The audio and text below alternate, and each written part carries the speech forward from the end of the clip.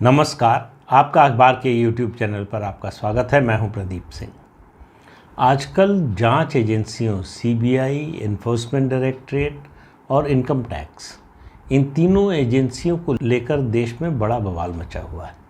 सारा विपक्ष, सारा से मतलब है कि जो विपक्ष भाजपा विरोधी है खुलकर, जो उसके साथ कभी कभी रहते हैं उनकी बात छोड़ दीजिए, बाकी सारा विपक्ष इस बात पर एकमत है कि केंद्र सरकार इन जांच एजेंसियों का दुरुपयोग कर रही है। जिस केंद्र सरकार केवल विपक्ष के नेताओं को टारगेट कर रही है, केवल राजनीतिक लोगों के खिलाफ केस हो रहा है। कई चीज़ें तो साबित हो चुकी हैं तथ्यात्मक रूप से गलत है। जैसे कि कुल जो केस हैं एनफोर्समेंट डायरेक्टरेट ने पिछले 8-9 साल में रजिस्टर किए हैं, उसमें से केवल 5% केस जो है वो राजनीतिक लोगों के खिलाफ है। दूसरी बात, विपक्षी नेताओं के खिलाफ। मैं तो ये सवाल जब उठता है, जब भी कहा जाता है कि केवल विपक्ष के खिलाफ ही क्यों, तो मैं सवाल पूछता हूं कि ये विपक्ष और पक्ष क्या होता है। केवल भ्रष्ट लोगों के खिलाफ होना चाहिए, और हो रहा है। जो अब दूसरा सवाल पूछा जाता है कि क्या बीजेपी में कोई भ्रष्ट नहीं है, तो ये काम तो आप कह सकते हैं कि पक्षपात कर रही है मोदी सरकार। लेकिन मैं दूसरा सवाल पूछता हूं कि आखिर कांग्रेस सरकार ने पक्षपात क्यों किया। 1998 से 2004 तक अटल जी के नेतृत्व में बीजेपी की सरकार रही 6 साल। उसके बाद 10 साल यूपीए की सरकार रही कांग्रेस के नेतृत्व में, जिसकी मालकिन थी सोनिया गांधी, और कहने को जो है प्रधानमंत्री थे डॉक्टर मनमोहन सिंह। उस दौरान एक भी केस क्यों नहीं मिला बीजेपी नेताओं के खिलाफ, बीजेपी के मंत्रियों के खिलाफ? क्यों कोई केस दर्ज नहीं हुआ? इसका मतलब कांग्रेस को भी नहीं मिला। तो कांग्रेस को नहीं मिले तो ये जो है निष्पक्षता है, और भाजपा को न मिले तो ये पक्षपात है। लेकिन आज इसकी बात नहीं कर रहा हूँ। ये जो आरोप लग रहा है, सुप्रीम कोर्ट भी जा चुके हैं सारे विपक्षी दल, सुप्रीम कोर्ट में गुहार लगाई है कि केंद्र सरकार केंद्रीय जांच एजेंसियों का विपक्ष के खिलाफ इस्तेमाल कर रही है, और सुप्रीम कोर्ट सुनने को भी तैयार हो गया है। तो इस देश में बहुत कुछ हो रहा है जो आपको अजीब लगेगा, जो इससे पहले कभी नहीं हुआ, लेकिन उसको छोड़ दीजिए। कैसे दुरुपयोग होता है उसका ज्वलंत उदाहरण है इस देश में दो लोग, दो सबसे ताकतवर लोग आज हैं, प्रधानमंत्री नरेंद्र मोदी और केंद्रीय गृह मंत्री अमित शाह। जब नरेंद्र मोदी गुजरात के मुख्यमंत्री थे और अमित शाह गृह मंत्री थे, एक एनकाउंटर हुआ था, आपको याद होगा। एनकाउंटर हुआ था इशरत जहां नाम की एक लश्कर-ए-तैयबा की ऑपरेटिव और उसके 3 साथियों का। गुजरात पुलिस को ये इन्फॉर्मेशन थी कि मुख्यमंत्री नरेंद्र मोदी की हत्या की साजिश रची जा रही। उसके इनपुट के आधार पर, और आईबी का इनपुट, इस बात पर ध्यान दीजिए, आईबी का भी यही इनपुट था, और उसके आधार पर, आईबी की इन्फॉर्मेशन के आधार पर ये एनकाउंटर हुआ। और एनकाउंटर के बाद अब आप देखिए किस तरह से दुरुपयोग होता है। अगस्त 2009 को केंद्र सरकार ने एक एफिडेविट जमा किया अदालत में, जिसमें कहा कि इशरत जहां और उसके साथी आतंकवादी थे, लश्कर-ए-तैयबा के ऑपरेटिव थे। तब ये मुठभेड़ हो चुकी थी, लेकिन अचानक उस समय केंद्रीय गृह मंत्री कौन थे? पी चिदम्बरम। अचानक कांग्रेस के लोगों को लगा कि ये मौका है। वो पिछले 7 साल से कोशिश कर रहे थे कि किसी तरह से मुख्यमंत्री उस समय के नरेंद्र मोदी को गुजरात दंगों में फंसाया जाए। असफल रहे, कुछ नहीं मिला। तमाम हाथ पैर मार लिया, तमाम जो है अफसरों को मिलाया, रिश्वत दी, किसी को कुछ दिया, एनजीओज को लगाया, कुछ हाथ नहीं लगा। सुप्रीम कोर्ट की निगरानी में एसआईटी बन गई, उसको भी कुछ नहीं मिला। वहाँ से भी क्लीन चिट मिली, बाद में सुप्रीम कोर्ट से भी क्लीन चिट मिली। तो ये लगा कि इस मामले में फंसा दो, कि फर्जी मुठभेड़ करवाई। अब उसके लिए क्या किया? जो अगस्त में एफिडेविट दिया था उसके ठीक उल्टा एफिडेविट जमा किया गया सितंबर 2009 में, और कहा गया कि इशरत जहां के आतंकवादी होने का कोई सबूत नहीं है। और स्वनाम धन्य अपने नीतीश कुमार जी, उन्होंने जब उसका शव आया तो कहा कि बिहार की बेटी है, मतलब आतंकवादी बिहार की बेटी है, उसका सम्मान करना चाहिए। ये है नीतीश कुमार की राजनीति।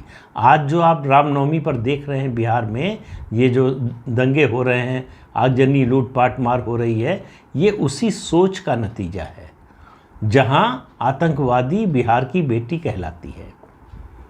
तो ये जो दोनों एफिडेविट थे उसको होम मिनिस्ट्री में अंडर सेक्रेटरी आरवीएस मणि ने दोनों पर दस्तखत किए। एसआईटी बनी एक सतीश वर्मा आईपीएस अधिकारी थे, वरिष्ठ आईपीएस अधिकारी, उनके नेतृत्व में। और कोशिश क्या हो रही थी? सच्चाई तक पहुंचने की नहीं है, ये एनकाउंटर सही था गलत था ये जानने की नहीं है, इसको फर्जी एनकाउंटर दिखाने पर आमादा थे। तो आरवीएस मणि को दबाव डाला गया। 2 मई 2013 को आरवीएस मणि को बुलाया गया गांधीनगर और उनसे पूछताछ की गई। और पूछताछ में एक ही बात कही गई कि सफ़ेद दाढ़ी और काली दाढ़ी का नाम ले लो। उस समय गुजरात में सफ़ेद दाढ़ी का मतलब था नरेंद्र मोदी, काली दाढ़ी का मतलब था अमित शाह, कि उनका नाम ले लो और जो चाहिए वो मिल जाएगा। वो तैयार नहीं हुए। एक ईमानदार अधिकारी कैसे इतने बड़े हादसे को बचा सकता है, उसका उदाहरण है आरवीएस मणि। और उन पर दबाव जो है लगातार बनता रहा। उनके परिवार को परेशान किया गया, उनको परेशान किया गया। आखिर में होम मिनिस्ट्री से उनका ट्रांसफ़र अर्बन डेवलपमेंट में कर दिया गया। अर्बन डेवलपमेंट मिनिस्ट्री में गए, वहाँ भी होम मिनिस्ट्री के अधिकारी आते रहे। आखिर में दिसंबर 2013 को आखिरी बार, और आखिरी बार क्यों हुआ वो भी बताता हूँ, आखिरी बार एक डीएसपी रैंक का अधिकारी आया और कहा कि इन दोनों का नाम ले लो, 55 करोड़ रुपए ले लो बदले में। मना कर दिया आरवीएस मणि ने। और जब ज़्यादा जोर डालने लगे तो पुलिस को फ़ोन कर दिया। मामला लगा कि हाथ से निकल जाएगा, मीडिया में चला जाएगा, चर्चा हो जाएगी, भांडा फूट जाएगा। तो वो उसके बाद वो डिप्टी एसपी कभी लौट कर नहीं आया। जब 2014 में सरकार बनी नरेंद्र मोदी के नेतृत्व में, तो उसके बाद उस डिप्टी एसपी का ट्रांसफ़र हुआ चेन्नई। और सतीश वर्मा जो आईपीएस अधिकारी थे, 2021 में उनको नौकरी से निकाल दिया गया। तो ये जो कर रहे थे, और इसमें भी आप देखिए, आपको याद होगा प्रधानमंत्री ने अभी कुछ दिन पहले कहा कि उनको फंसाने की हर संभव कोशिश की कांग्रेस पार्टी की सरकार ने, यूपीए सरकार ने। और उसके बाद गृह मंत्री अमित शाह ने कहा कि उनसे पूछताछ में सीबीआई वाले सिर्फ एक बात कहते थे कि मोदी का नाम ले लो। उसके अलावा कोई बात ही नहीं करते थे। कहते थे मोदी का नाम ले लो तुम्हें छोड़ देंगे। अमित शाह की गिरफ्तारी हुई, उनको जेल भेजा गया, उसके बाद उनको गुजरात से बाहर भेजा गया। ये सब कुछ हुआ सिर्फ एक काम के लिए कि किसी तरह से नरेंद्र मोदी को फंसा दो। जब नरेंद्र मोदी से पूछताछ हो रही थी एसआईटी की गुजरात में, जब गुजरात दंगों को लेकर, तो उसके बाद नरेंद्र मोदी की गिरफ्तारी की योजना थी। लेकिन आखिरी समय पर सोनिया गांधी और चिदम्बरम दोनों के हाथ पांव फूल गए। उनको लगा कि फिर अगर गिरफ्तार कर लिया तो गुजरात को संभालना मुश्किल हो जाएगा। उनका ये डर आज देश में परिवर्तन का बहुत बड़ा कारण बना है।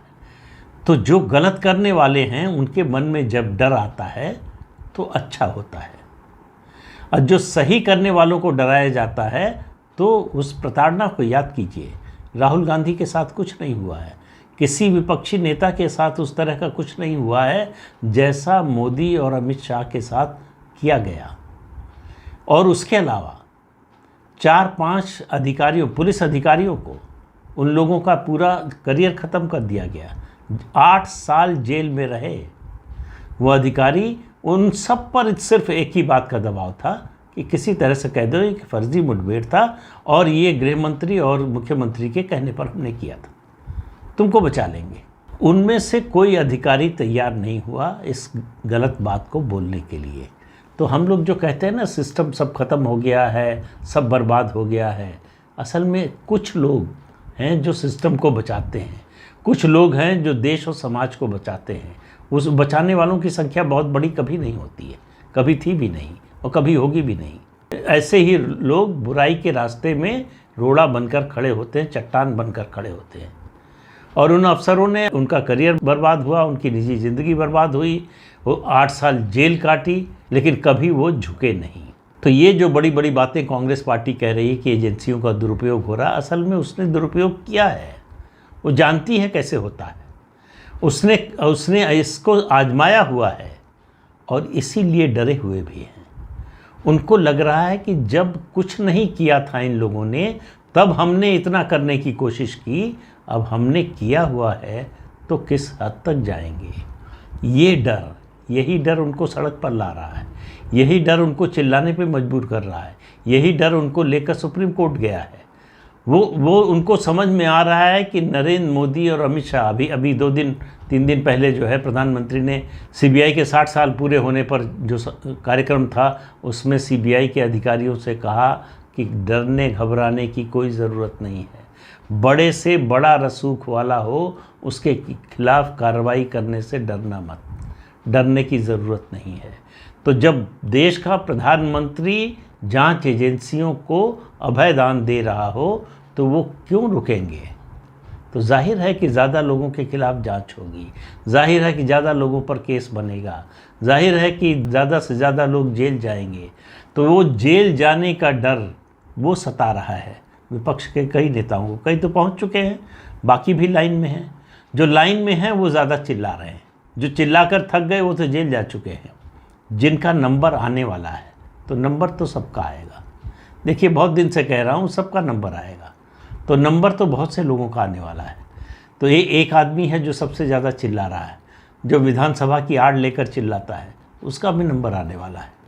और लोगों का भी, कांग्रेस में भी और बहुत से लोग हैं। चिदम्बरम का मामला ख़त्म नहीं हुआ है, अभी ज़मानत पर है, मामला अभी सुप्रीम कोर्ट में लंबित है। उसके अलावा उनके बेटे का भी मामला भी जो है वो पेंडिंग है। इसके अलावा भी कई लोग हैं। लेकिन आप देखिए कि जो कुछ नरेंद्र मोदी अमित शाह के साथ किया, उसके बाद अदालत का जो फैसला आया, अदालत ने अपने फैसले में कहा कि इस बात के कोई सबूत नहीं है कि इशरत जहां और उसके साथी आतंकवादी नहीं थे। आज तक कांग्रेस की ओर से किसी ने ये नहीं कहा कि हमसे गलती हो गई। अधिकारियों पर भी नहीं डाला कि उन्होंने गलत किया, हमने नहीं कहा था, उन्होंने किया था। सब कुछ सामने आ चुका है। देश के प्रधानमंत्री बोल चुके हैं, देश के गृह मंत्री बोल चुके हैं, अधिकारी बोल चुके हैं, अदालत बोल चुकी है। साबित हो चुका है कि दुरुपयोग हुआ एजेंसियों का। लेकिन कांग्रेस पार्टी की ओर से किसी की बोलने की ये हिम्मत नहीं हुई, किसी में इतना नैतिक बल नहीं आया कि कहें कि हाँ, हमसे उस समय गलती हुई थी। तो जिन लोगों ने एजेंसियों का दुरुपयोग किया, वही दुरुपयोग का सबसे ज़्यादा हल्ला मचा रहे हैं, क्योंकि उनको मालूम है कि दुरुपयोग बहुत कठिन है, लेकिन उपयोग बहुत आसान है। आसान इसलिए कि उपयोग होता है उन लोगों के खिलाफ जिन्होंने गलत काम किया है, जिनके खिलाफ सबूत हैं, जिनके खिलाफ सबूत खोजे जा सकते हैं, जुटाए जा सकते हैं। इसलिए डरे हुए, इसलिए जांच एजेंसियों का जो ये हवा खड़ा किया जा रहा है, मुझे नहीं लगता कि ये रुकने वाला है। रुकने वाला है मतलब जांच रुकने वाली है, ये जांच नहीं रुकने वाली। नरेंद्र मोदी ने पहले ही घोषणा कर दी थी कि ये भ्रष्टाचार, बार बार कह रहे हैं कि देश के विकास के रास्ते में सबसे बड़ी रुकावट भ्रष्टाचार है और इस भ्रष्टाचार के खिलाफ अभियान रुकेगा नहीं। चुनाव में फ़ायदा नुकसान अलग बात होती है, लेकिन मुझे नहीं लगता है कि इस आशंका से, इस डर से कि जो भ्रष्ट हैं वो एक हो जाएंगे तो उनके प्रति कोई सिंपैथी हो जाएगी, उसका नुकसान हो जाएगा राजनीतिक, ये ऐसा कोई डर दिखाई नहीं देता दूर दूर तक प्रधानमंत्री को। उनका निश्चय पक्का है कि जिसने गलत किया है वो जेल जाएगा। तो जैसे सीमा पर सेना को छूट मिली हुई है, फ्री हैंड मिला हुआ है, वैसे ही देश के अंदर जांच एजेंसियों को फ्री हैंड मिला हुआ है, कोई भ्रष्टाचारी बचने ना पाए। ये महाअभियान जो है वो राजनीति की सफाई का बहुत बड़ा आधार बनेगा। तो आज के अंक में इतना ही, अगले अंक में फिर मिलेंगे किसी नए मुद्दे के साथ। तब तक के लिए अनुमति दीजिए। आपसे अनुरोध है कि ये चैनल देखिए, शेयर कीजिए, लाइक कीजिए और सब्सक्राइब ज़रूर कीजिए। नमस्कार।